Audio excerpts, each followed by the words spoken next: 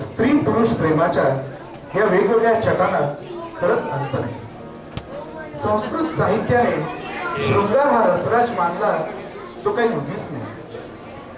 हे प्रेम कधी मुग्ध तर कधी उन्मत्त, कधी हळुवार तर कधी खोडकर, कधी मिलनाच्या तृप्तीचं तर कधी मिलनानंतरही तृषार्थ. सुरेश भटांच्या कवितेतली प्रेमिका म्हणतेय, उजाडल्या वरी सख्या निघून जा घराकडे, उजाडल्या वरी सख्या निघून जा घराकडे, अजूनही उशीवरी तुटून चांद येतोय, अजून कुंतलात या तुझा न जीव गुंतला, अजून कुंतलात या तुझा न जीव गुंतला, अजून पाकळ्यांतला मरंतहीन संपला, अजूनही कसे तुझे लबाड ओठ कोरडे, उजाडल्यावरी सख्या निघून जा घराकडे, अजून थांब लागली जगास झोप आणली, दिसेल या नभातही हळूच रात्र चावली, तुला मला विचारून फुटेल आज तांबळे, उजाडल्यावरी सख्या निघून जा घराकडे. तर कुसुमाग्रजांच्या कवितेतला प्रियकर तिला सांगतोय, काढ सखे गळ्यातील तुझे चांदण्याचे हात, काढ सखे गळ्यातील तुझे चांदण्याचे हात, क्षितिजाच्या पलीकडे उभे दिवसाचे. आणि आणखी एका कवितेतला कवी तिला सांगतो, ती फुलांची मिठी राहू देना, ती फुलांची मिठी राहू देना जरा, गंध रंध्रातून वाहू जरा, ती फुलांची मिठी राहू देना जरा, गंध रंध्रातून वाहू देना जरा, हात हातांवरी ठेवना एकदा, हात हातांवरी ठेवना एकदा, आग पाण्यातून लागू देना जरा, ती फुलांची मिठी राहू देना जरा. तू अशी लाजुनी दूर होऊ नको, तू अशी लाजुनी दूर होऊ नको, रेशमाचा तुझा स्पर्श चोरू नको, तू अशी लाजुनी दूर होऊ नको, रेशमाचा तुझा स्पर्श चोरू नको, मौन राहून हे बोलणे होऊ दे, मौन राहून हे बोलणे होऊ दे, स्पर्श स्पर्शासवे बोलू देना जरा, ती फुलांची मिठी राहू देना जरा, हात हातांवरी राहू देना जरा.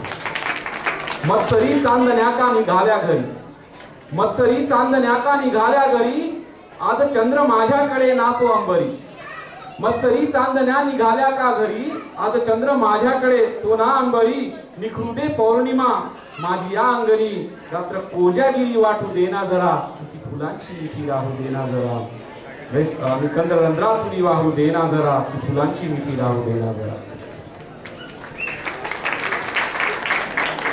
असा हा शृंगार पुनवेच्या चंद्रासारखा, शीतल सुखद मोहक तरल आर्त हळव्या रुपेरी चांदण्यांचा वर्षावत जणू.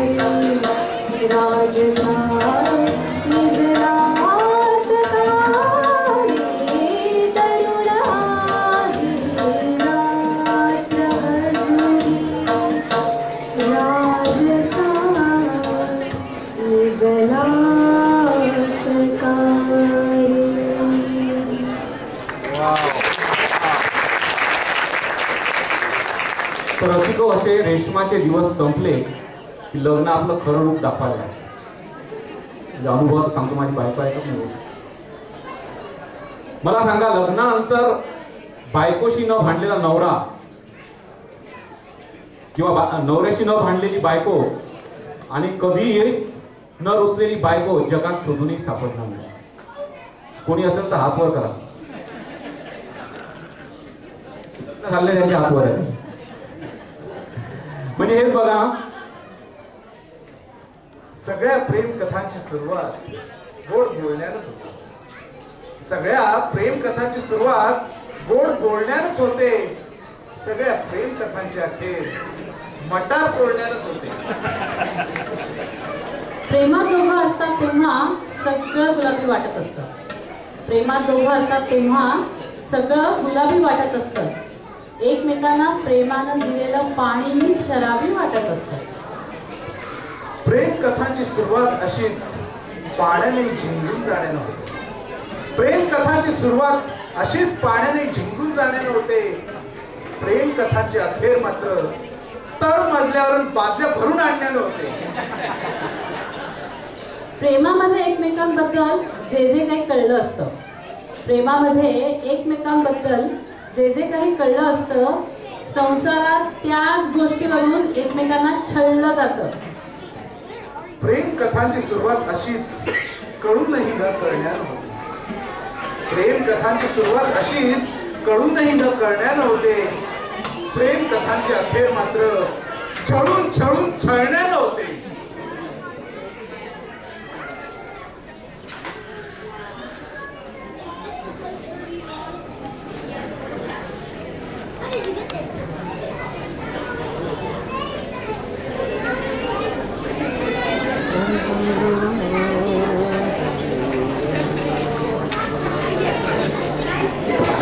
बायकोला छळणारी किंवा नवऱ्याला नवऱ्याला छळणारी बायको किंवा बायकोला छळणारा नवरा लवकरच येतो. एकूण तुला हिशोब द्यायचा नाही. ठीक आहे, आजची रात्र आपण त्या बेडरूम मध्ये एकत्र काढू शकत नाही. मी या इथं खुर्च्यावर झोपे. एकटीच आरामात झोपते डबल बेडवर. त्यापूर्वी शेवटची संधी देते तुला. सांग, हिशोब देणार आहेस की नाही? बिलकुल नाही.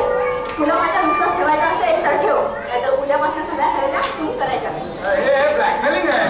म्हणजे मी खरेदीला गेलो नाही की तुझ्या उधळपट्टी करणार? मी उधळपट्टी करीत नाही, पण तू मात्र चिक्कू झालायस लग्नानंतर. लग्नाआधी मी साधी फेस पावडर घ्यायला गेले तर तू परफ्यूम घ्यायचास, आणि तो सुद्धा दुकानातला सर्वात महाग. त्यानंतर एकाच वर्षात तू इतका कंजूस कद्रूप कर्मदंड आणि काय करायची कल्पना असते ना, लग्नात केलं नसतं तुझ्याशी. लग्नाआधी तू आताच्यासारखी आवडत नव्हतीस. सिल्कची साडी घेऊया म्हणलं तेव्हा माने साधेपणाचं आव्हान म्हणाली, नको सिटीच घेऊया. काय माहिती की तो माझ्यावर इम्प्रेशन पाडण्यासाठी केलेला देखावा होता तो. तुझ्यावर आणि इम्प्रेशन ओके, आता आपण एकमेकांना चांगलं समजून चुकलो आहोत आणि चुकलो आहोत हेच खरं. म्हणूनच आजपासून मी तुझ्याशी संबंध तोडला, कायमचा तोडला. आता यापुढे तू तिथं आणि मी इथं. बघ, पुन्हा मी त्या बेडरूम मध्ये पाय ठेवणार नाही. मग स्वप्नात भूत दिसलं आणि किंचाळ झोपलीस तर मी जवळ असणार नाही, समजलं?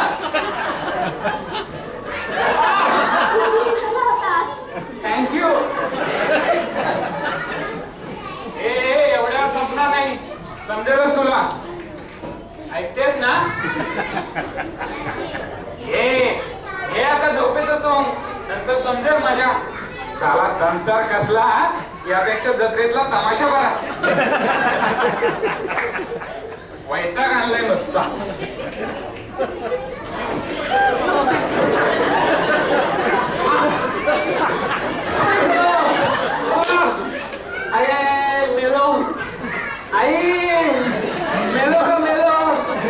पहा काय वाटतंय का? पहा, निर्दय चांडाळीन. ही काय नाटकं चालवलीस? मुक्कादाने आत येऊन झोप. स्वतः आमच्या जागरणाची. हळू या शेजाऱ्या पाजारांनाही जागरण व्हायला हवंय की काय? सगळ्या जगाला जागरण झालं तरी मला परवा नाही. तुला नसेल पण मला आहे. हा सकाळी बिल्डिंग मधली माणसं तोंडाकडे बघतात तेव्हा मेल्याहून मेला सांगतो होतो मला. या रोजच्या तमाशाचा वीट आलाय. वीट आलाय तर चालती हो इथून. अच्छा लग्नाआधी तूच प्रवास करत होतास. मी या म्हणत कधी देण्यासाठी. बाईसाहेब लग्नाची घाई तुम्हाला झाली होती, मला नाही. बॅग भरून तयार ठेवली होतीस तू माहेर सोडण्यासाठी. रात्रंदिवस माझ्या पाठीमागे लागून लग्न करण्यास भाग पाडलंस तुम्हाला. मी लग्न करायला भाग पाडलं? हो. म्हणजे तुझं माझ्यावर प्रेम नव्हतं? बिलकुल नव्हतं.